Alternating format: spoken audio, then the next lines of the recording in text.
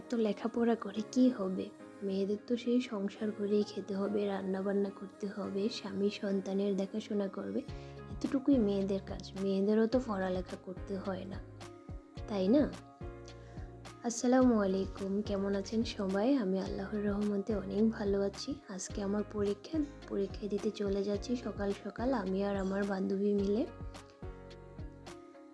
তো আপনাদেরকে একটি ভিউ দেখাচ্ছি, দেখেন কত সুন্দর, জাস্ট ওয়াও। সকালের ওয়েদারটা যে এতটা সুন্দর, সকালবেলা না বের হলে বোঝাই যায় না। ঠিক সে আগের স্কুল কলেজ লাইফের ওয়েদারটা যেমন সকালবেলা আমরা স্কুলে যেতাম, কলেজে যেতাম, ঠিক যেমনটা লাগতো, আজকে আমি সেই ফিলটাই নিচ্ছি। অনেক ভালো লেগেছে আমার আজকের ওয়েদারটা। চলে এসেছি আমি টেকনিক্যাল ইনস্টিটিউটে। তো আমি এখানে আমার সাথে পরীক্ষা দেবে যারা, সবাই মিলে এখানে অপেক্ষা করতেছি কখন আমাদের পরীক্ষাটা শুরু হবে।